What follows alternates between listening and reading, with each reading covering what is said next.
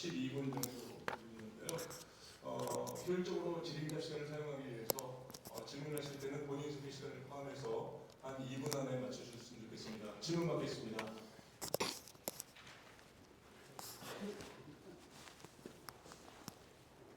네.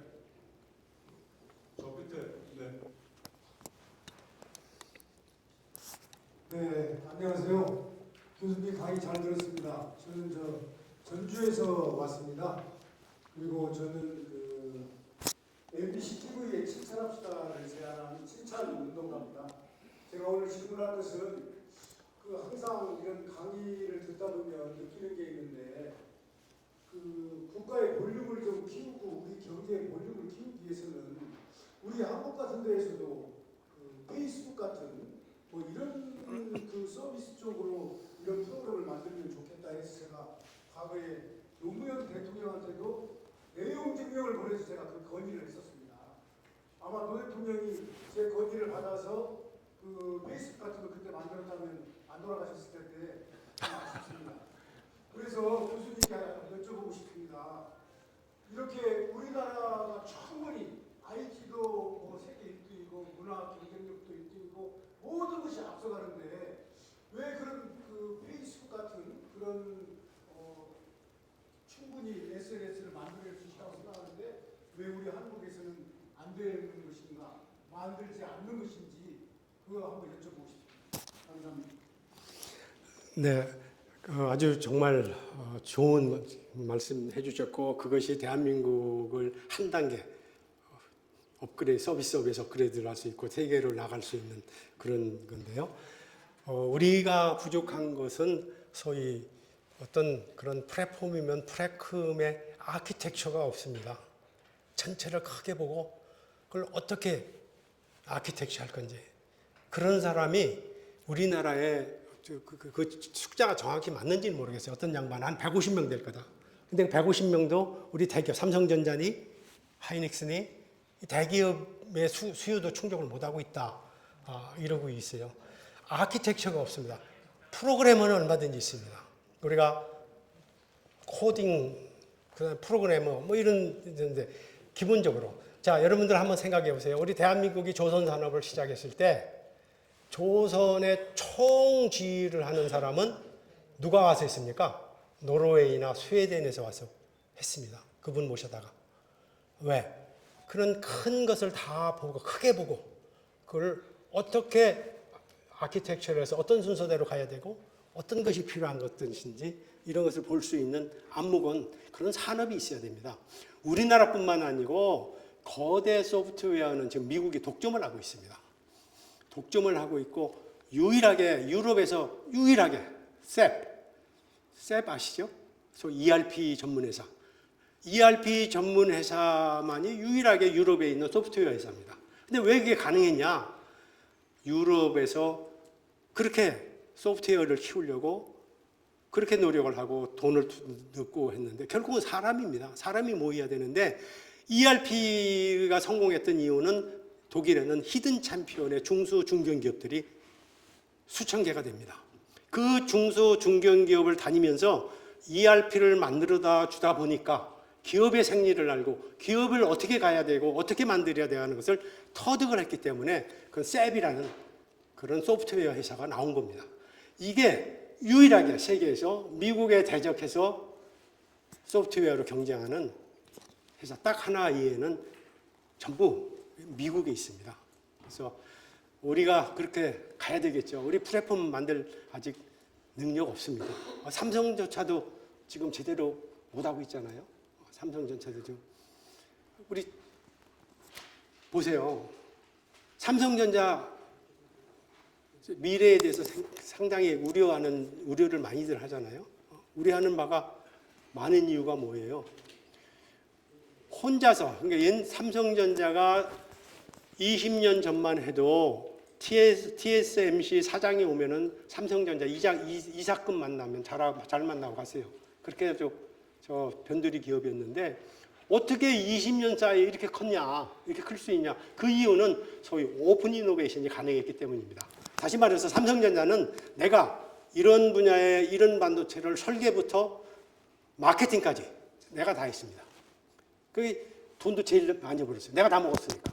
하다못해 패키징도 이게 괜찮다 싶으면 그 산에서 가져왔어요. 패키징을 잘하면 그 회사를 더 키워줘서 그게 패키징에서 앞서가기를 안 해주고 그걸 가지고 들어왔어요. TSMC는 어떻게 출발했냐? 아주 험불하게 출발했어요. 자기는 아무 기술 없다. 가져온 건 만들어만 주겠다. 자, 그런데 칩이라는 게 5만 군데 다 들어가잖아요. 오늘은 자동차용 칩, 또 자동차의 칩도 메이커마다 다 다르고. 그렇죠? 그 다음에 이게 또 셀프 드라이빙이면 셀프 드라이빙의 칩 다 다르잖아요. 그러려면, 그걸 생산해 주려면 오늘 이 주문이 들어왔으면 그것을 생산해 주는 기술자가 달라붙어서 그걸 완전히 이해해야 생산이 가능한 거 아니에요? 그거 생산해 줬어요. 그럼 그 노하우가 쌓였어요. 내일은 저 회사가 와서 또 똑같은 주문을 해요. 또 노하우가 쌓였어요. 이게 20년간 쌓이고 나니까 누구도 못 따라오는 그런 모든 분야의 기술자가 다 생긴 겁니다. 그런데 삼성전자는 오픈 이노베이션 대신에 내가 다 하겠다. 근데 생각해 보세요. 이 세상에 칩을 한 사람이 상상을 해서 이러이러한 칩 몇 가지나 우리가 생산해서 공급할 수 있겠어요? 내가 다 그려서, 내가 다 설계해서, 내가 다 생산해서, 내가 다 마케팅하는 게. TSMC는 모든 사람이 와서 모든 칩을 다 만들다 보니까 기술이 쌓여서 오늘의 TSMC, 그게 소위 시스템 반도체고 우리가 삼성전자는 메모리 반도체 혹은 종합 반도체라고 부릅니다. 종합 반도체, 삼성전자의 마진은 30%예요. 시스템 반도체는 50%입니다. 50%. 그러니까 나 혼자 다 하겠다. 이건 아닙니다. 절대로 한계가 있습니다. 그래서 삼성전자도 사실은 빨리 시스템 반도체를 떼어내서 거기에 회사를 만들어서 좀 빨리 가야 돼요. 그거 아마 할 겁니다. 왜 하냐? AI 반도체의 새로운 시장이 열리잖아요. 소위 온디바이스 메모리 아예 온디바이스에 그 소프트웨어가 얹어지니까. 그래서 사실 그 우리 엔비디아가 어마어마한 게 컸는데 엔비디아도 자기도 그럴 줄 몰랐어요. 그래서 그 회사가 만든 게 뭡니까?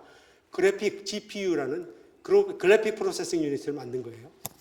메모리 칩에다가 그래픽 연산 기능을 집어넣어서 로직을 집어넣은 거죠. 근데 이걸 써보니까 AI가 딱 그 안에 그에 나타났어요. AI가 딱 등장해서 보니까 GPU가 가장 효율이 좋거든요. 그러니까 GPU를 무한장 사가는 거예요. 그러니까 갑자기 이렇게 뜬 거죠. 그런 능력이 있으니까 이제 AI 반도체를 설계해서 거기다 집어넣는 이런 식의. 그러니까 결국은 우리 가치가 크려면 가치. 나만이 크는 게 아니고 여러분들 기업의 가치가 어디에 있습니까? 한 기업을 예를 들어서 이거 부도낸다. 이 기업만이 부도나는 거 아니에요. 여기 커스터머들이 있잖아요. 이 사람들한테 다 영향을 미치는 거예요. 한진을 저는 깜짝 놀랐어요. 한진을 부도 처리할 때.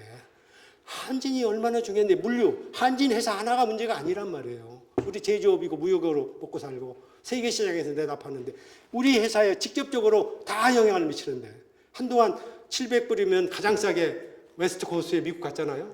그게 얼마나 올랐어요? 2만 불까지 올랐죠? 2만 5천 불까지 내신 분도 있고 여기 다 경험하셨을 거예요.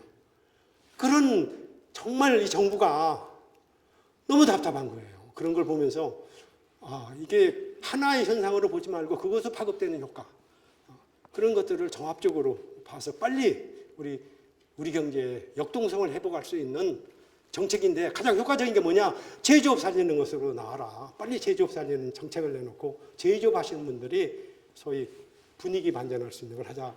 그런 뜻에서 여러분들한테 길게 설명드렸습니다. 네, 감사합니다. 다음 분 질문할까요? 네, 다음 분. 네.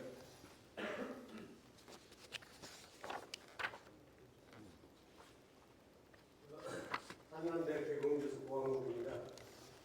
클리닝 플라스틱 오션 솔루션 성공돼서 잘 됐으면 좋겠습니다. 강 교수님, 지금 이제 우리나라가 이제 퍼스트 무버 그런 얘기를 하는데 세계 전체적으로 우리가 나아갈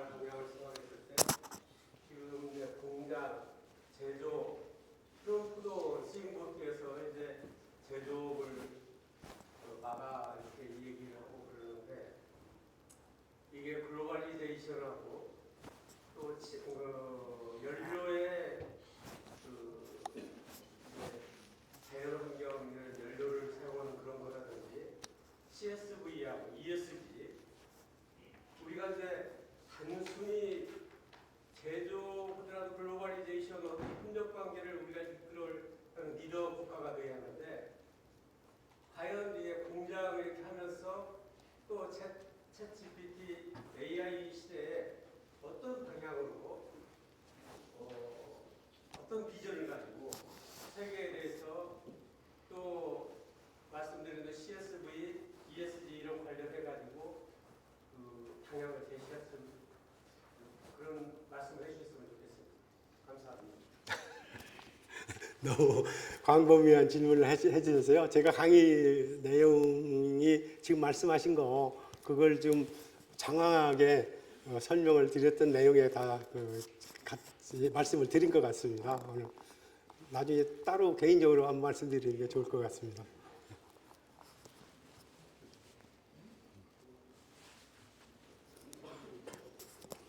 여기 마이크 좀 갖다 주세요. 마이크. 반갑습니다. 저는 중소기업을 30년째 경영을 하고 있습니다. 저희 회사 주 아이템은 지정력 인증 시스템을 기술로 본인이 인증하는 겁니다. 뭐 질문과 홍채 이런 것도 복제가 되는 복제가 안 됩니다. 제가 오늘 질문하고자 싶은 거는 이 제조업을 이제 저는 30년을 이제 뼈를 묻고 있습니다. 하고 있는데 가장 큰 문제점이 뭐냐면은 정부에서 이제 지원을 하는데 R&D 쪽으로만 편중되어 있습니다. R&D를 아무리 하면 뭐합니까? 만들어서 팔아야지 뭐 지원을 국토적으로 수출하고 해야 되는데 예를 들어서 100억이라는 돈이 이제 정책이 되면은 R&D는 뭐 5천만 원만 해주면 200개 업체다 해줄 수 있습니다. 근데 제조업에는 뭐 30억씩 들어가야 되기 때문에 지원을 안 해줘요. 그럼 제조업하는 사람들은 뭐 직접 만들어야지 물건을 뭐 팔건 하지 않습니까? 그래서 그쪽으로 좀 어떻게 좀 정부가 지원을 많이 해주시면 그러니까 그 생산할 수 있는 쪽으로 좀 지원을 해줬으면 좋겠고요. 뭐 중기청이나 지방 같은 데 가면은 전부 다 뭐를 보냐면은 그 회사의 건전성이나 대표이사의 또 뭐 신원조회까지 다 해보고 그러고 나서 기술을 봐요. 이게 잘못된 겁니다. 기술을 먼저 보고 봐야 되는데 거꾸로 되어 있습니다. 모든 것들이. 그 다음에 두 번째는 뭐냐면 입찰 부분입니다. 입찰 부분. 저희가 뭐 은행이라든가 뭐 출입, 그 공항 출입 같은데 입찰을 들어가 보면은 저희가 제품이 더 좋을 때도 불구하고 다 떨어져요. 떨어지는 이유는 뭐냐? 니네가 은행에 납품한 실적이 없지 않느냐. 두 번째는 우리가 20, 30년 동안 AS를 받아야 되는데 가겠느냐. 이거 참 황당합니다. 왜냐면 중소기업이다 보니까 신생업체다 보니까 당연히 은행에 납품한 실적 없습니다. 그리고 또 그러니까 이런 그 기관에서 보는 시각이 뭐냐면은 한국에 있는 중소기업은 빨리 망한다는 이런 그런 아주 나쁜 걸 갖고 있습니다. 그러다 보니까 뭐 저희가 기가치나 후지치나 이렇게 저희하고 3파전이 벌어지는데 항상 저희는 모든 면에서 앞서 있지만은 떨어져요. 그래서 이런 것들을 이제 제가 요약한다면은 정부에서 지원을 할 때 R&D 쪽 말고 생산 쪽으로 좀 지원을 해줬으면 좋겠고 두 번째는 입찰 방법을 좀 바꿔줬으면 좋겠습니다. 그래서 제가 두 가지를 질문했습니다. 네, 감사합니다. 네, 아주 우리 중소기업, 우리 제조업 현장에서 정말 그 가장 문제점을 지적해 주셨는데요. 하여튼 그 말씀하신 걸 잘 가슴에 새기도록 하겠습니다. 네, 마지막 질문 일단 받겠습니다. 네. 예, 오늘 강연 잘 들었습니다. 저는 인공지능을 적용한 마케팅 콘텐츠를 만드는 데이터 베이커리라는 스타트업을 운영하고 있는 하지훈이라고 하고요. 그리고 일전에도 저희가 기술이나 창작의 융합 영역이기 때문에 일전에도 책의 내용들이나 이런 거에서 공감하는 부분들이 굉장히 많았고 오늘 강연도 정말 잘 들었는데 그 가운데 제가 평소 궁금했던 것이 하나 있어서 간단하게 여쭙겠습니다. 아까 강연 중에 언급하신 내용 중에 그 경제라든지 교육이라든지 이런 것들은 정책이 쭉 가져야 되는데 특히 ESG와 관련해서 그 정책 방향이 좀 이쪽으로 갔다 저쪽으로 갔다 그렇게 해서 스타트업들이 어떤 방식으로 그것을 적용할지 약간 혼란이 있는 상태인데요. 스타트업들에게 적용할 수 있는 원메시지가 뭔지 궁금합니다. 네, 저희도 법적으로요. 제가 너무 빨리 움직인 것 같아요. ESG 공제하게 돼 있거든요. 저희 기업이 저 규모 순서대로. 그런데 미국 같은 경우 2021년도에 한 300 몇십 개의 기업들이 ESG 공제를 했어요. 우리는 ESG를 이렇게 했다. 그런데 작년에 그 3분의 1로 줄었어요. 이런 이제 그 주에서 anti ESG 로도 생기고 뭐 ESG가 시장 자본주의 이념에 배한다 그러니까 그 중에서도 특히 눈에 띄는 게 코카콜라입니다. 코카콜라는 가장 앞서서 ESG를 실현을 했고 자기네들이 ESG 보고서를 잘 만들어냈어요. 그래서 그것이 그 코카콜라 걸 갖다가 스타디하고 모범 사례로 소개되고 했었는데 작년에 안 냈어요. 이제 우리 ESG 보고서 안 낸다. 그래서 정말 혼란스럽잖아요. 여기 앉아 계신 분이. 지금까지 ESG는 꼭 해야 되는 거고 앞으로도 우리 법제화될 것이고 우리한테 온다. 다 이렇게 돼 있는데 이제 세상이 이렇게 변하고 있어서 그런 점을 감안하셔서 이것이 그렇게 그러나 절대로 ESG가 나쁜 거 아닙니다. 아까 말씀드린 대로 그렇죠? 기업이 인간다움을 실현하는 그런 일들을 하는 건데 정말 우리가 해야 할 일인데 그 오버슈팅을 하다 보니까 이제 이런 그 혼란이 오고 또 우리도 이렇게 법제화를 너무 빠르게 하지 않았나 그런 생각이 듭니다. 네. 추가적으로 꼭 질문이 필요하신 분 있을까요? 네, 없으시면요. 장시간 좋은 강연과 답변해 주신 강대진 강사님께 큰 박수 부탁드립니다. 네, 제가 세 가지만 안내 말씀드리겠습니다. 저희가 오늘 식사를 한식으로 준비했는데요. 잠시 기다리시면 아이고 선생님 오랜만에 뵈요. 아이고 오신데 인사를 못 드렸어요. 두 번째는요. 저희가 오늘 처음으로 영차를 나눠드렸는데 나가실 때 꼭 반납해 주시고 나가시고 감사하겠습니다. 세 번째는 저희 다음번 포럼인데요. 포럼이 지금 오늘은 여기가 포항교수회관이고요. 다음번 포럼은 납성대 교문 밖에 있는 납성대에 있는 포항교수회관 무궁화원에서 있을 예정입니다. 많은 참석 바랍니다. 이것으로서 제 105회 동남아시아 포럼 마치겠습니다. 감사합니다.